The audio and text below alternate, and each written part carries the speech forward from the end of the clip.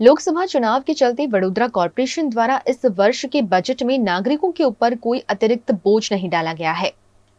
वडोदरा महानगर पालिका का वर्ष 2024-25 का 5,523.67 करोड़ का ड्राफ्ट बजट और वर्ष 2023-24 का रिवाइज बजट वडोदरा के म्युनिसिपल कमिश्नर दिलीप राणा ने स्थायी समिति में पेश किया। लोकसभा के चुनाव को ध्यान में रखते हुए इस बजट में नागरिकों के ऊपर टैक्स बढ़ोतरी का बोझ नहीं डाला गया है। नागरिकों पर सीधा कोई टैक्स तो नहीं लागू किया गया है, लेकिन कई टैक्स में बढ़ोतरी जरूर की गई है। गोते तालाब के पास 100 करोड़ के खर्च से नया फ्लाईओवर ब्रिज बनाने की योजना प्रस्तावित है। वहीं पूरे वडोदरा शहर में 6 ब्रिज बनाने की बात बजट में पेश की गई है। અત્યારે કહી શકાય કે કર દરમાં વધારા વિનાનું બજેટ સર્વાંગી વિકાસ, આંતરમાળખાકીય સુવિધા અને ટેકનોલોજી અને ગ્રીન એનર્જી અને વેગ આપવાવાળું બજેટ છે। આવનારા સમયમાં વડોદરાની આંતરમાળખાકીય સુવિધામાં વધારો થાય, લોકોની સવલતમાં વધારો થાય, વડોદરા સિટી વધુ લિવેબલ લવેબલ બને, વધુ સુંદર બને એ પ્રમાણેનું માન્ય કમિશનર દ્વારા બજેટ રજૂ કરવામાં આવ્યું છે। જે 2023-24નું ડ્રાફ્ટ બજેટ હતું એની રકમ 5,327.68 કરોડની છે અને 2024-25નું જે ડ્રાફ્ટ બજેટ છે એ 5,523.67 કરોડનું રજૂ કરવામાં આવ્યું છે।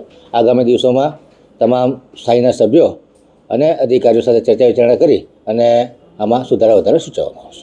5,523.67 करोड़ के बजट में 1,650 करोड़ रुपए विकास के नाम पर खर्च होंगे।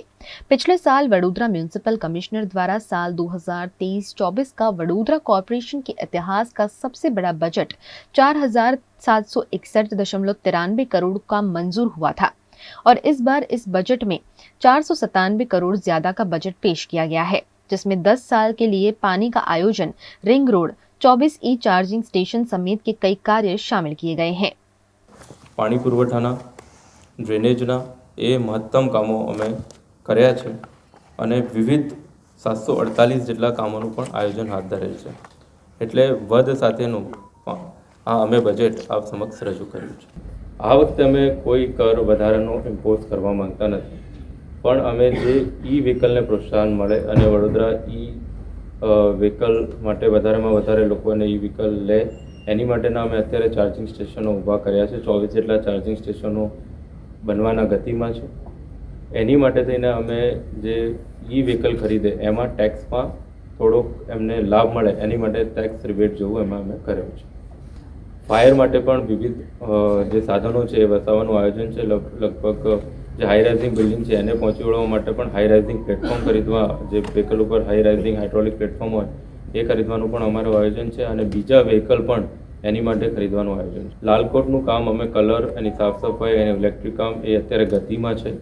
એ જ રીતે ન્યાયતંત્રને જે એ બિલ્ડિંગ છે એને માટે પણ અમે આયોજન કર્યું છે। એનો ડીપીઆર બનાવવાનું ગતિમાં છે। ટૂંક સમયમાં એના ટેન્ડર આવશે અને લાલકોટ અને ન્યાય મંદિર બંને જે ઐતિહાસિક ઇમારતો છે એને ડેવલપમેન્ટ કરવાનું અને ઐતિહાસિક જે વારસો જે બરોડાનો છે એને રિવાઇવ કરવાનું ચોક્કસપણે આયોજન। બ્રિજીસ અમે એક સાથે મંજૂર કરવાના છીએ અને એનું કામ પણ હમણાં ગતિમાં આવશે અને બીજા 3-4 બ્રિજીસ બીજા પણ પ્રપોઝ કર્યા છે અને જોડે જોડે આ વુડા સર્કલનું જે બ્રિજ છે એનો પણ ટેક કેર કરી રહ્યા છે। પીપી મોડલ પર કામ આપીએ છીએ એટલે જવાબદારી એની જ હોય છે। એની ટેન્ડરની શરતો હોય છે અને ટેન્ડરની શરતો મુજબ બંને પાર્ટી બાધ્ય હોય કામ કરવા માટે। ટેન્ડરની શરતો મુજબ એની જવાબદારી હોય છે અને એ કામ કરે છે। પીપીપી મોડલ હેઠળના જેટલા પણ કામો આપવામાં આવેલા છે, અતાપી હોય કે આ લેક ઝોન હોય, ત્યાં ગેરકાયદે દબાણો થઈ ગયા છે। ટેન્ડરની શરતો પ્રમાણે આ કામો થતા નથી, તો કોર્પોરેશન ક્યાં નબળું છે કે કોર્પોરેશન કોઈના દબાણના વશ થઈને ત્યાં આવા ગેરકાયદે બાંધકામો થવા દે છે? એનું ઉદાહરણ અતાપી પણ છે અને આપણું આ ત્યાં લેક ઝોન એવું ગેરકાયદે બાંધકામો કેમ થવા દે છે? કોણ મંજૂરી આપે છે? કોર્પોરેશનની મંજૂરી વગર આ બધા કામો થાય છે। કોર્પોરેશન જે અતાપીની વાત કરો છો અને આ મોટનાથની વાત કરો છો, કોર્પોરેશનમાં જે એના એક્સપ્રેશન ઓફ ઇન્ટરેસ્ટ બહાર પાડી અને ફાઇનાન્શિયલ રૂલ પ્રમાણે જે એમને વર્ક ઓર્ડર આપ્યા અને એની જે ટર્મ્સ અને કન્ડિશન હોય એ પ્રમાણે काम करवा માટે એ લોકો બાધ્ય છે। सर, ट्रैफिक घटाने के लिए आप 6 ब्रिज बनाने की बात तो कर रहे हैं, लाखों करोड़ों रुपए खर्च भी होंगे, लेकिन वडोदरा को स्मार्ट ट्रैफिक मैनेजमेंट की जरूरत है। क्या कॉर्पोरेशन उस पर कोई कदम उठा रहा है? बिल्कुल कर रहा है। हम इसके साथ हमने मोबिलिटी प्लान बनाया, अर्बन मोबिलिटी प्लान, जिसके तहत ये 6 ब्रिज भी आएंगे और ब्रिज का एक्सपांसन भी हमने प्रपोज किया है उसके साथ जहाँ भी सर्कल बड़े उसको हम छोटे कर रहे हैं। उसके अलावा जितने भी बड़े बड़े सर्कल हैं जहाँ पर ट्रैफिक लाइट की ज़रूरत है वो भी हम कर रहे हैं। हम पार्किंग की पॉलिसी लेके भी आ रहे हैं। पार्किंग जो हमारे ओपन प्लॉट है हमारे जिसमें अभी हम लोग कोई एंक्रोचमेंट ना उसका सिस्टम है, पर उसको आगे बढ़ाते हुए उसमें पार्किंग हो, उसमें से रेवेन्यू अर्जित हो, लोगों को पार्किंग का प्लेस मिले, उसके बारे में भी हम काम कर रहे हैं।